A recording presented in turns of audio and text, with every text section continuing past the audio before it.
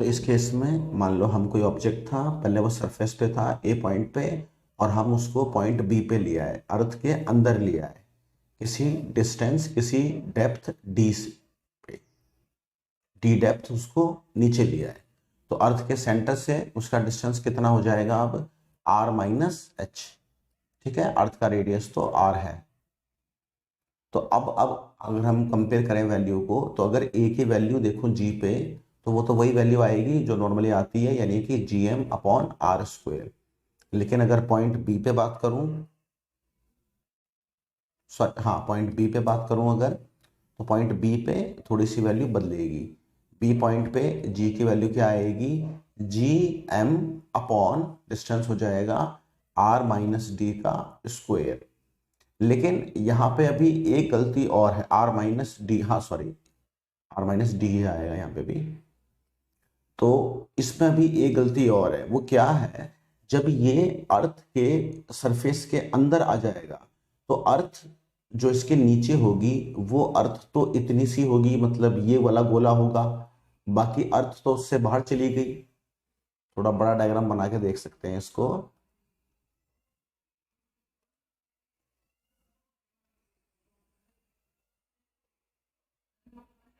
जैसे मान लो ये अर्थ थी, तो अब वो पॉइंट यहाँ पे आ गया है, तो यहाँ पे आ गया है, तो जो अर्थ उसके नीचे रह गई, वो अर्थ तो ये वाली रह गई। मतलब मान लो पॉइंट यहाँ पे आ गया, तो जो टोटल अर्थ का रेडियस था वो तो आर था, इस वाले का जो रेडियस है वो है आर माइनस डी। तो इसके नीचे तो जो अर्थ है वो इतनी है, ये वाली अर्थ है। बाकी जो अर्थ बाहर रह गई, वो अर्थ उसके ऊपर ग्रेविटेशनल फोर्स नहीं लगाएगी। वो ये जो अर्थ बाहर रह गई, ये उसके ऊपर कोई फोर्स नहीं लगाएगी। फोर्स तो लगाएगी सिर्फ ये अंदर वाली अर्थ। तो हमें यहाँ पे इस अंदर वाली अर्थ का मास मान लिया एम डैश। तो यहाँ पे जो मास आएगा बी पॉइंट पे, वो भी क्या आएगा, एम डैश। मतलब हमें एम डैश यहाँ पे है क्या, तो एम डैश यहाँ पे है मास ऑफ इनर अर्थ, जो अंदर वाली अर्थ है। या फिर उसको आप ऐसे बोल सकते हो कि वो अर्थ जिसका रेडियस कितना है, जिसका रेडियस है आर माइनस डी, तो वो है एम डैश। तो बी पॉइंट पे जो जी की वैल्यू आएगी वो ये आएगी।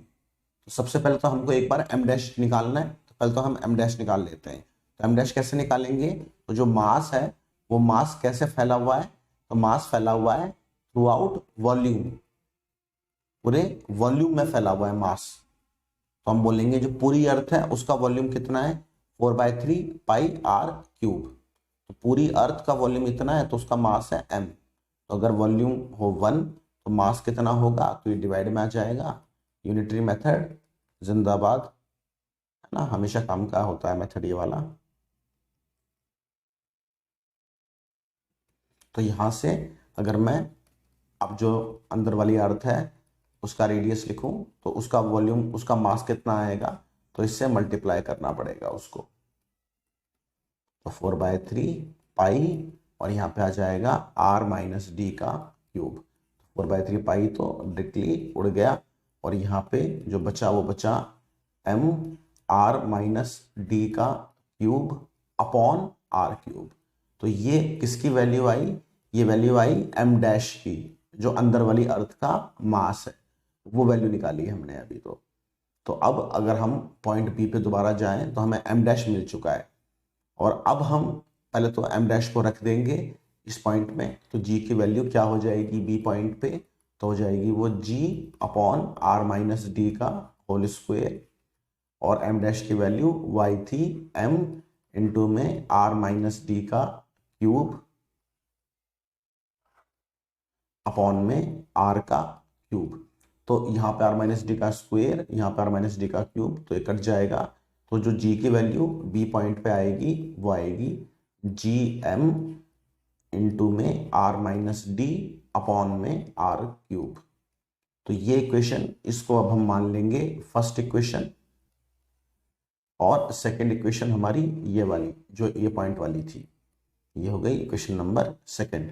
और दोनों इक्वेशंस को डिवाइड कर देंगे, तो दोनों इक्वेशंस को डिवाइड कर देंगे, फर्स्ट डिवाइड बाय सेकंड। तो हमें मिलेगा जी की वैल्यू बी पॉइंट पे अपॉन जी। तो बी पॉइंट पे जी की वैल्यू कितनी आई थी, G M R minus D upon R का क्यूब, और जो जी पॉइंट की वैल्यू ए पॉइंट पे थी वो थी G M by R square, तो वो पलटा हो गया, तो जी एम से जी एम कट गया और यहाँ पे आर स्क्वेयर से ये कट गया, तो जी की वैल्यू बी पॉइंट पे अपॉन जी, उसकी वैल्यू आई एम इंटू में आर माइनस डी अपॉन में आर। तो इसको आर को अलग अलग कर लेते हैं, तो ये हो जाएगा M R by R minus D by R, तो जी की वैल्यू बी पॉइंट पे अपॉन जी की वैल्यू ए पॉइंट पे वो जाएगी अर्थ का मास, और इंटू में जाएगा 1 माइनस डी बाय आर। ये मास भी कट चुका है, सॉरी मास में क्यों लेके चल रहा हूँ, मास कट चुका है, तो 1 माइनस डी बाय आर। तो यहां से फाइनल फॉर्मूला निकल करके आएगा कि जी की वैल्यू बी पॉइंट पे वो वैल्यू आएगी जी 1 माइनस डी बाय आर। तो यहाँ पे ये बिल्कुल जनरल फॉर्मूला है, ये हर जगह अप्लाई होता है, कोई और फॉर्मूला इसका नहीं है। आपसे अगर पूछा जाए कि वो क्या डेप्थ हो, डेप्थ कितनी रखी जाए कि वहां पे जाकर के जी की वैल्यू 0 हो जाए, तो आप यही वाला फॉर्मूला लगाओगे, और कोई फॉर्मूला आपके पास है ही नहीं लगाने को।